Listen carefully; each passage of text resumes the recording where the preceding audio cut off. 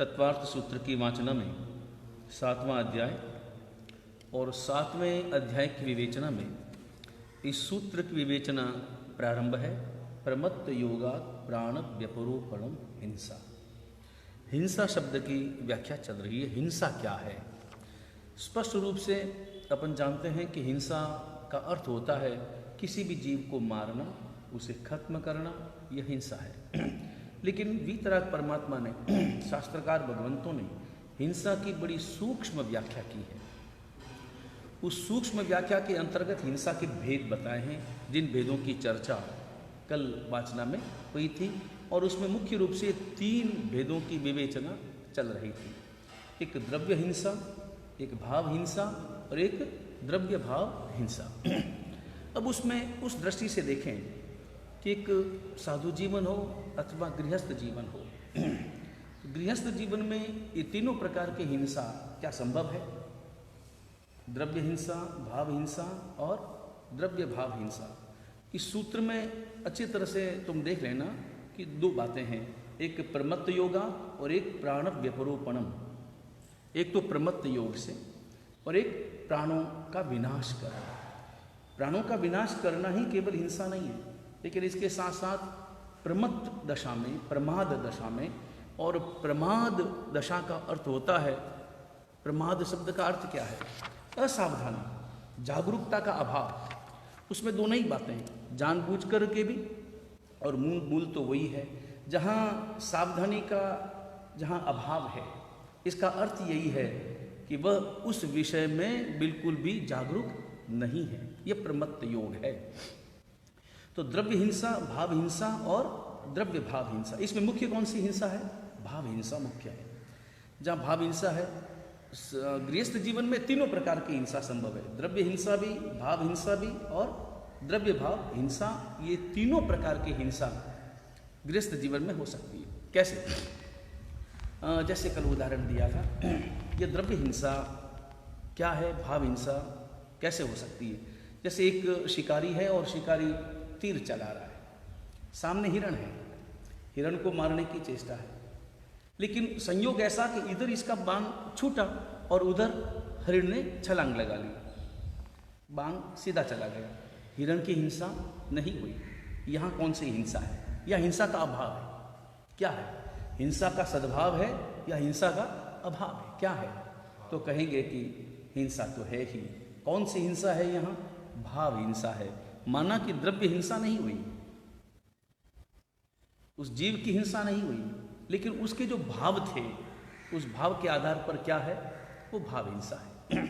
इसी प्रकार एक दूसरा उदाहरण भी अपन दे सकते हैं, तंदुल मत्स्य का। एक विशाल काय जो मगरमच्छ है, उस मगरमच्छ के आँखों के ऊपर इस भापन में एक तंदुल के आकार का छोटा सा जीव, चावल के आकार का एक मत्स्य होता है, मछली, वो है। और वो देखता है, पंचेंद्रिय जीव है, सब देखता है। और क्या देखता है कि वो जो मगरमच्छ है, वो जो मुंह खोलता है विशाल है, उसका मुख भी बड़ा विशाल है। तो वह मछलियों का जब आहार करता है तो कितनी मछलियाँ आती हैं और पानी साथ में आता है, और जब पानी वापस जाता है मुंह से बाहर तो उसमें कितनी ही मछलियाँ वापस बाहर चली जाती हैं। ये देखकर तंदुल मत्स्य अपने हृदय में विचार करता है। अब यहाँ पर केवल और केवल भाव है, मन से विचार कर रहा है। क्या विचार करता है? वो विचार करता है कि अरे बड़ा मूर्ख है ये, इतनी मछलियाँ, इतना भोजन बाहर जा रहा है। यदि मैं होता, एक भी मछली को बाहर नहीं जाने देता, पूरा का पूरा आहार कर लेता। अब वो तंदुल मत्स्य है, और तंदुल मत्स्य, उसका आयुष्य कितना है? तंदुल मत्स्य का आयुष्य कितना है? तंदुल मत्स्य का उत्कृष्ट आयुष्य कितना है? कितना है बताओ पंडित जी? तंदुल मत्स्य का उत्कृष्ट आयुष्य कितना? अंतर मुहूर्त का। हाँ, केवल अंतर मुहूर्त का ही आयुष्य, और उसमें वो 7वीं नरक का बंद करता है। ये क्या हिंसा है? कौन सी हिंसा है? वो केवल और केवल भाव हिंसा है। ये भाव हिंसा बराबर। तो ये समझ में आ गया। ये कौन सी हिंसा कहलाती है? ये भाव हिंसा है। और द्रव्य हिंसा, द्रव्य हिंसा किसको कहते हैं कि जिसमें किसी भी प्रकार की उसकी द्रव्य का भाव अंतर में जरा भी नहीं है, और फिर भी अगर मान लो ऐसी कोई हिंसा हो जाए, जैसे व्यक्ति चल रहा है और चलते चलते उसका बिल्कुल सावधानी पूर्वक वो ध्यान रख रहा है कि मेरे पांव के नीचे कोई भी जीव नहीं होना चाहिए, नहीं मरना चाहिए, और सावधानी पूर्वक चल रहा है, मगर फिर भी अचानक उसका पांव रखना हुआ और किसी जीव का आना हुआ और उस जीव पर पांव हुआ, पांव पड़ा और पांव पड़ते ही उस जीव की हिंसा हुई। मन में करुणा के भाव, दया के भाव, सावधानी भी, वो द्रव्य हिंसा है। जैसे गृहस्थ जीवन है तो गृहस्थ जीवन में कभी कभी दुखी मन से हिंसा करनी होती है अपने जीवन का निर्वाह करने के लिए, जीवन को चलाने के लिए बस में बैठना पड़ता है और मन में दर्द होता है कि ओह कितने जीव मेरे द्वारा खत्म हो रहे होंगे, इस बस के द्वारा खत्म हो रहे होंगे और मैं उसमें निमित्त हो रहा हूँ। तो हृदय में जो दर्द का अनुभव है उस कारण उसकी केवल और केवल जो हिंसा हो रही वो कौन सी हिंसा कहलाएगी? वो केवल द्रव्य हिंसा कहलाएगी। अब यहां पर जैसे द्रव्य भाव हिंसा दोनों भाव ये है कि जिसमें द्रव्य भी हिंसा है और भाव भी हिंसा है। जैसे मान लो किसी का प्राणवध करता है, उस जीव की सुरक्षा का कोई भाव नहीं, जीव की रक्षा करने का कोई भाव नहीं, शुद्ध परिणाम भी नहीं है, ऐसे आधार पर जब वो हिंसा करता है तो वो द्रव्य भाव हिंसा कहलाती है। जीव की हिंसा भी हुई, मतलब द्रव्य हिंसा भी है, जीव की हिंसा भी हो रही है और उसके भाव भी, उसके परिणाम भी उसी प्रकार के हैं। तो गृहस्थ जीवन में भी ये तीनों प्रकार की संभव है और साधु जीवन में भी तीनों प्रकार की संभव है। साधु जीवन में भी हो सकता है ऐसा कि केवल और केवल साधु के द्वारा कभी कभी संयोगवश ध्यानपूर्वक चलता है, सावधानी पूर्वक चलता है और फिर भी उसके द्वारा सामान्य हिंसा हो जाती है। तो वो कौन सी हिंसा कहलाएगी? वो द्रव्य हिंसा कहलाएगी, क्योंकि वो अप्रमत्त अवस्था में चल रहा है, ध्यान रख करके चल रहा है, नीचे देख करके चल रहा है और फिर भी उसके पांव के नीचे अगर कोई संयोग कभी कभी ऐसा हो जाता है कि चाह करके भी वह जीव को बचा नहीं पाता, तो वो जो हिंसा कहलाती है वो हिंसा कौन सी कहलाती है? हाँ, जैसे औषधि का सेवन करना पड़ता है तो औषधि सेवन के द्वारा भी हिंसा तो होती। इसी प्रकार जैसे मान लो उदाहरण के लिए जैसे श्वासोश्वास चल रहा है इत्यादि के, हाथ पांव हिल रहे हैं इत्यादि के द्वारा जो हिंसा हो रही है वो कौन सी हिंसा है? वो द्रव्य हिंसा, वो स्वाभाविक रूप से कहलाती है। तो इस आधार पर और कभी कभी प्रमाद अवस्था में साधु जीवन के भी द्वारा अगर वो प्रमाद की स्थिति में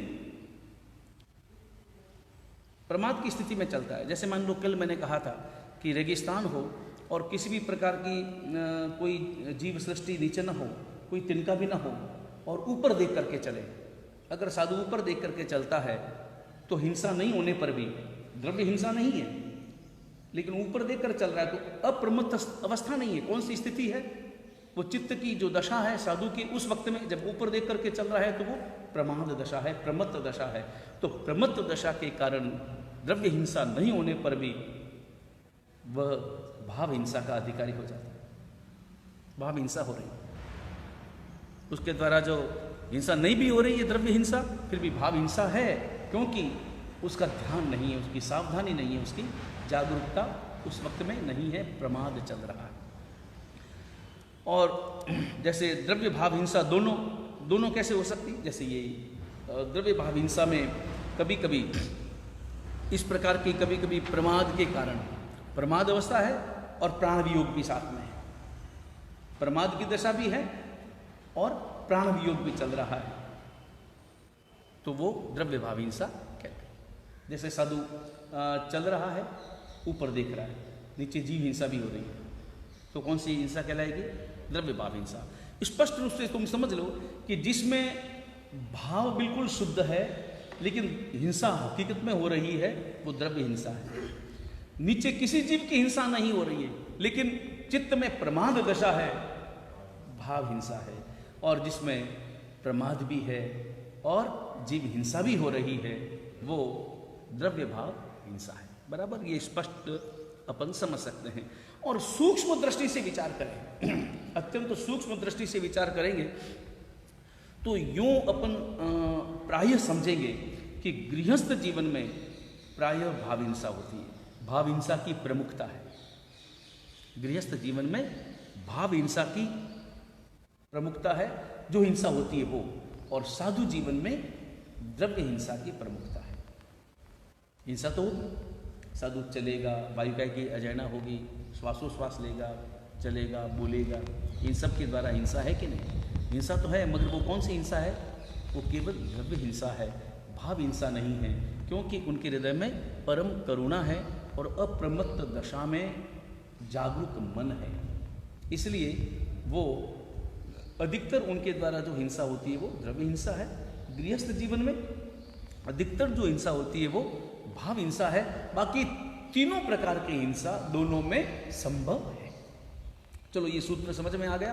प्रमत्त योगा प्राण व्यपरोपणम हिंसा। अभी ये व्याख्या क्या चल रही है अपनी? 5 व्रतों की चल रही है। देखो 5 व्रत, वही महाव्रत है और वही अनुव्रत है। लेकिन अब यहाँ पर समझा रहे हैं कि हिंसा कहना किसे? जिसका त्याग हमें करना है, जिसे छोड़ना है, व्रतधारी जिसे छोड़ता है। तो 5 जो व्रत हैं वो क्या है? तो पहला व्रत हिंसा की विरति।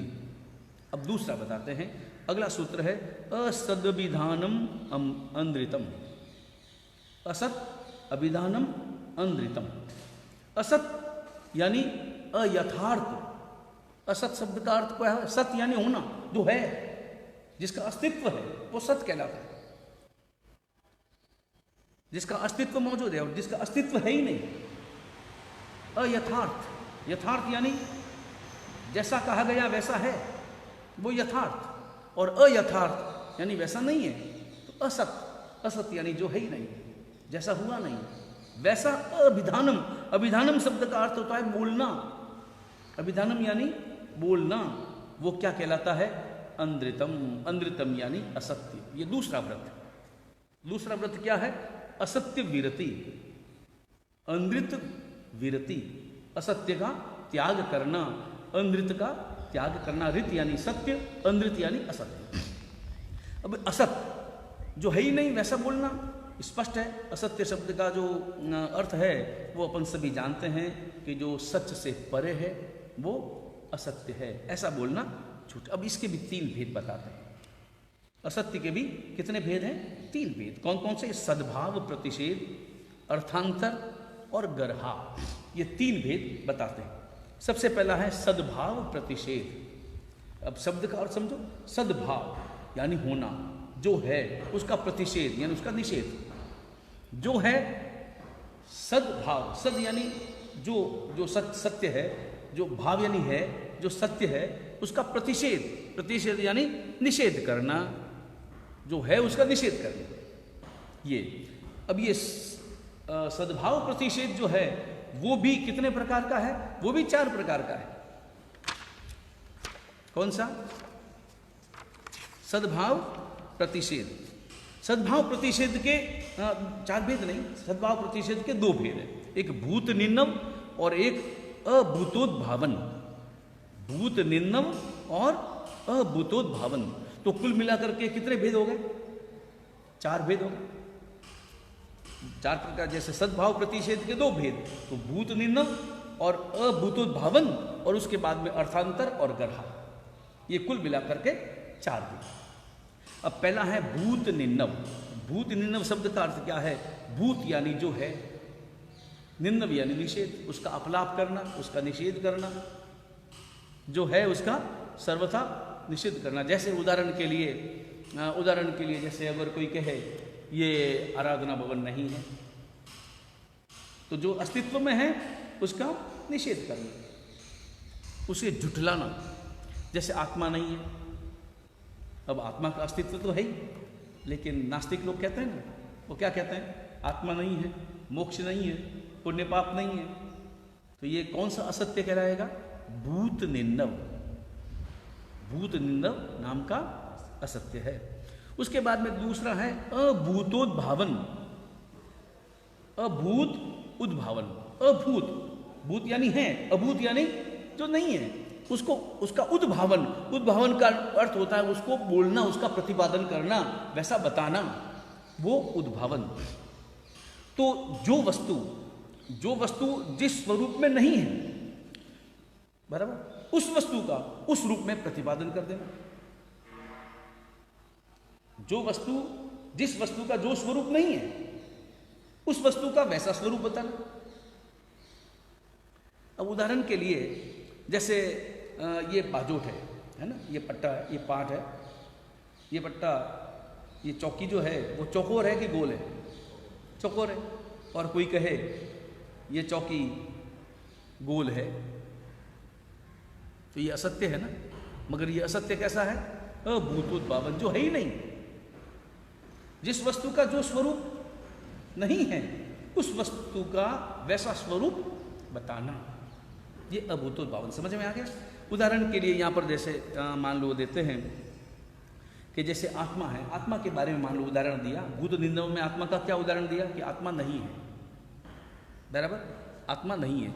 इसमें ये कहते हैं कि आत्मा जो है वो कोई बहुत लंबी चौड़ी नहीं है। आत्मा का जो आकार है वो क्या है? बस ये अंगुष्ठ का जो एक पर्व है ना, बस इतनी आत्मा है। मतलब आत्मा की सत्यता को स्वीकार किया, मगर आत्मा के बारे में अभूतोद्भावन, उसका जो स्वरूप है, उस स्वरूप का विपरीत स्वरूप प्रकट किया। मतलब वस्तु का जो स्वरूप है, जो स्वरूप नहीं है वैसा बता देना। जो स्वरूप है वो नहीं बताना, बल्कि जैसा स्वरूप नहीं है वो बताना, बराबर। पहले में क्या था कि आत्मा है ही नहीं, क्लियर, उस वस्तु से इंकार कर देना। दूसरे में वस्तु को स्वीकार किया, जैसे चौकी के बारे में बताया कि चौकी गोल है, जबकि नहीं है तो चौकोर। तो चौकी को तो स्वीकार किया, मगर उसका जो स्वरूप था वैसा स्वरूप बताया जो नहीं है। उस वस्तु का जो स्वरूप नहीं है वैसा स्वरूप बताना, बराबर। समझ में आ गया? अगला, अब ये दो प्रकार के बताए, भूत निन्नव और दूसरा अभूतोद्भावन। अब अगला है अर्थांतर। अर्थांतर कर देना, कुछ अलग का अलग ही बता देना। इसका मतलब हुआ कि जो वस्तु जो नहीं है, जो वस्तु जो है ही नहीं, वो वस्तु बता देना, स्वरूप नहीं, जो वस्तु ही नहीं वो वस्तु बताना। जैसे मैं कहूं अब ये है क्या? लकड़ी का पाट है ना, ये काय का पाट है? लकड़ी का। और मैं कहूं ये लोहे की चौकी है, ये अर्थांतर हो गया। जैसे सामने गाय खड़ी है और उसको कहा ये घोड़ा खड़ा है, गाय को घोड़ा बोल देना, घोड़े को गधा बोल देना, विपरीत। पहले में है अस्तित्व को नकारना, दूसरे में है अस्तित्व के स्वरूप में परिवर्तन करना, और तीसरे में है अर्थ ही बदल देना, वस्तु को ही बदल देना। वस्तु ही बदल गई। घड़े को तपेला कह दिया है, तपेले को गधा बोल दिया है, बराबर। ये कौन सा भेद है? अर्थांतर। और तीसरा है गरहा। अब गरहा शब्द का तो स्पष्ट अर्थ अपन जानते ही हैं, गरहा यानी निंदा करना, निंदित वाणी बोलना, वो गरहा है। अब ये निंदित वाणी जो है वो भी तीन प्रकार की है। पहली है पाप प्रवर्तिका। पाप प्रवर्तिका, जिससे पाप बढ़े, पाप का प्रवर्तन हो, ऐसी भाषा का प्रयोग करना कि जिससे पाप बढ़े। ये साधु की जो भाषा है ना, साधु हमेशा निर्वध्य भाषा बोलता है, या यूं कहना चाहिए कि साधु को हमेशा निर्वध्य भाषा बोलनी चाहिए। सावध्य भाषा का प्रयोग साधु नहीं करता। उदाहरण के लिए साधु ये नहीं कहता कि दरवाजा बंद करो, खिड़की बंद करो, ये नहीं कहता, क्योंकि ऐसा कहने में, ऐसा अगर उसने कहा है तो खिड़की बंद करने में जो भी हिंसा होगी उसका निमित्त कौन बनेगा? वो साधु बनेगा। हाँ, जैनापूर्वक करो, तो वो करो, ये आदेशात्मक भाषा उसकी नहीं होती ना। इसलिए वो इतना ही कह सकता है कि जहना उपयोग का अवसर देखें, जहना या उपयोग का अवसर देखें। ये भी एक तरह की गली है, अन्यथा साधु तो केवल और केवल अपनी चेतना में रहता है, हाँ, जिसको जो कर। तो ये गरहा पहली क्या है, पाप प्रवृत्ति का। उदाहरण के लिए जैसे ये भाषा बोलना कि ये खेत को खड़ना, इस प्रकार की जो भाषा है वो कौन सी भाषा कहलाएगी, पाप प्रवृत्ति का। ये कार यहां से लेकर के वहां जाओ, ये पाप प्रवृत्ति का गरहा है। समझ में आ गया। दूसरा है अप्रिया गरहा। अप्रिया, अप्रिया यानी अप्रिय, सत्य होने पर भी, सत्य होने पर भी अगर अप्रिय है ना, वो भी असत्य है। दोष असत्य जितना लगता है। कैसे, जैसे कोई काना आदमी है, एक आंख वाला है, उसे क्या कहेंगे, एक कौनी आठना। नहीं, यह भाषा एक साधु की, सज्जन की भी नहीं हो सकती। व्रत का भंग होता है, व्रत में दोष लगता है। काने को काना कहना, अंधे को अंधा कहना, यह कौन सी गरहा है, यह अप्रिया गरहा। और तीसरी है आक्रोशवती। क्रोध में कुछ उल्टे सुल्टे शब्दों का प्रयोग करना। क्रोध में, आक्रोश में जब आदमी आता है और क्रोध में आकर के कुछ उल्टे सीधे विशेषणों का प्रयोग करता है कि नहीं करता है, गुस्से में। और इसमें उदाहरण दिया, जैसे तुम जो है वो कुलटा के पुत्र हो, तो कुलटा शब्द गाली है, वो उससे आक्रोश में जो बोली गई भाषा है वो आक्रोशवती गरहा। तो ये समझ में आ गया बराबर। तो ये जो विवेचना है वो किसकी है, अंधृत की। अंधृत यानी असत्य। इसलिए ये बोलते समय ये खास ध्यान अपने को रखना होता है कि अपनी भाषा ऐसी होनी चाहिए, सत्य होने पर भी यदि उस भाषा के द्वारा हिंसा की संभावना है तो उसमें असत्य का ही दोष लगता है, सत्य होने पर भी। और इसीलिए तो अपने यहाँ पर एक उदाहरण मिलता है, जैसे मान लो जंगल में एक स्थान पर किसी चौराहे पर कोई साधु खड़ा है और वो साधना कर रहा है, और उधर से अचानक कोई हरिण उधर से निकला, और 3-4 मिनट के बाद एक दिशा से शिकारी आया, और शिकारी ने आकर के देखा चौराया है, अब हिरण किधर गया, इधर गया, इधर गया, इधर गया, किधर गया। तो शिकारी ने अचानक देखा साधु को, और साधु के पास में आकर उसने पूछा हिरण किधर गया। साधु क्या करे,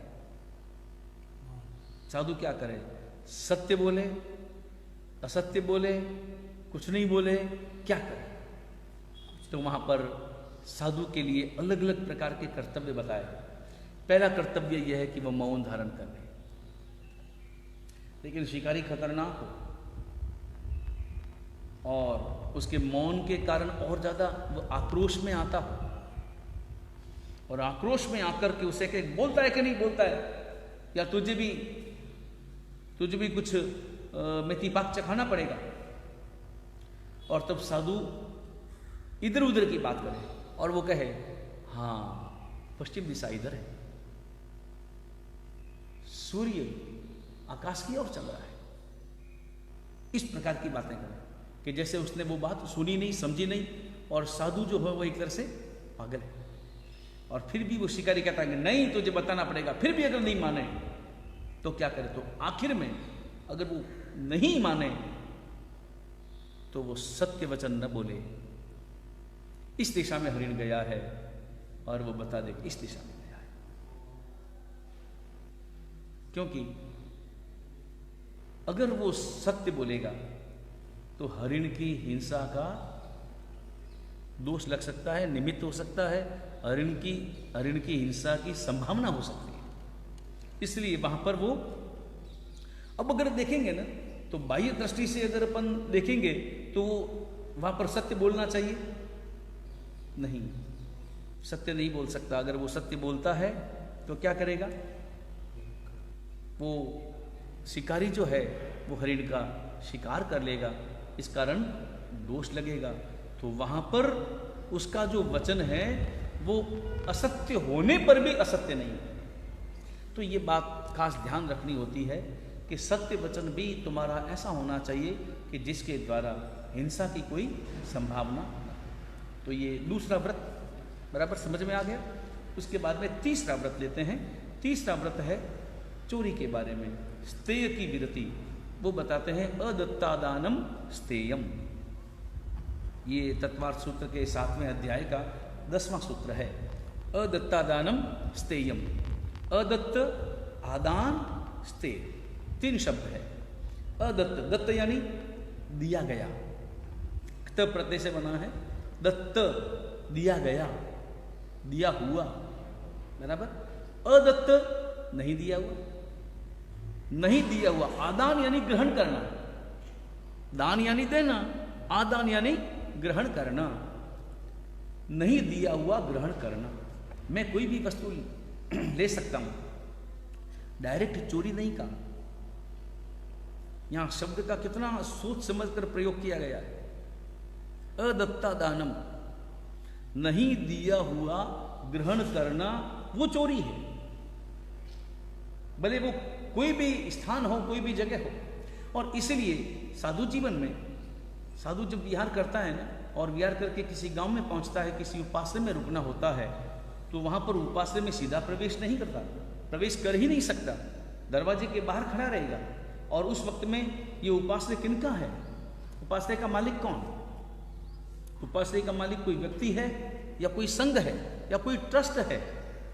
अगर व्यक्तिगत है तो उस व्यक्ति से निवेदन करेंगे, भैया अगर आपकी अनुमति हो तो हम यहाँ पर रुकना चाहते हैं, ठहरने की हमें अनुमति दें।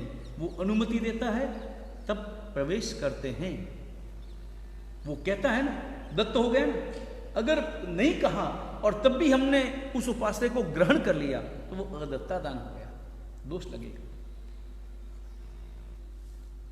बराबर। इन सब में एक बात खास ध्यान रखना है, प्रमाद शब्द सब में जोड़ना है।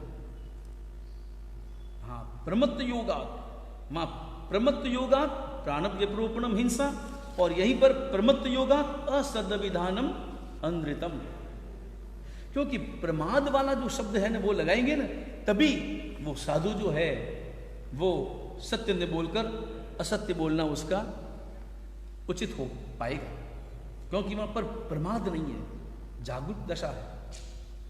जागरूक दशा से अगर बोलता है, प्रमाद दशा से अगर बोलता है तो वो अनृत कहलाता है। तो प्रमाद दशा नहीं है, जागरूक दशा है। और मूल बात यह है कि इन 5 ही व्रतों में, 5 ही महाव्रतों में सबसे महत्वपूर्ण जो व्रत है वो एक ही है, सबसे महत्वपूर्ण, और वो है पहला प्राणातिपात वीरमण व्रत, वीरमण महाव्रत। ये पहला, यही महत्वपूर्ण है। बाकी 4 उसके सहायक हैं। बाकी जो 4 हैं वो उस पहले महाव्रत की पुष्टि करने के लिए है। इसलिए प्रमत्त योगा हर एक में लगेगा। तो यहां पर भी यही है, प्रमत्त योगात अदत्तादानम संयम। प्रमाद से, प्रमाद पूर्वक दूसरों के द्वारा नहीं दी गई वस्तु को ग्रहण करना वो स्तेय है। और वही चोरी अपने शास्त्रों में, अपने अतिचार में भी वर्णन आता है। साधु जीवन के अतिचार में 4 प्रकार के अदत्त बताए गए। कितने प्रकार के? स्वामी अदत्त, जीव अदत्त, तीर्थंकर अदत्त और गुरु अदत्त। 4 प्रकार के अदत्त हैं। अब ये 4 प्रकार के जो अदत्त हैं वो क्या है? पहला है स्वामी अदत्त। स्पष्ट है, स्वामी अदत्त, जिस वस्तु का जो मालिक है, जब तक वो मालिक नहीं देता किसी और का दिया हुआ काम नहीं आता। किसी और का दिया हुआ काम आ सकता है, सवाल ही पैदा नहीं होता। जैसे उदाहरण के लिए ये पेन रामलाल की है और श्यामलाल कहता है कि ले लो, दे सकता है श्यामलाल? श्यामलाल इसकी अनुमति दे सकता है? नहीं दे सकता, क्योंकि मूल मालिक कौन है? मूल मालिक तो रामलाल है। ठीक इसी प्रकार जिस वस्तु का जो मालिक है वो उस मालिक की अनुमति के बिना, या तो वो दे, स्वयं दे या अनुमति दे, उसकी अनुमति के बिना अगर कोई वस्तु ग्रहण की जाती है तो वह स्वामी अदत्त कहलाती है। बराबर। सबसे पहले अनुमति किसकी लेनी चाहिए? स्वामी की अनुमति ली जानी चाहिए। उसके बाद में दूसरी है जीव अदत्त। अब यहां पर तुम क्रम देखो।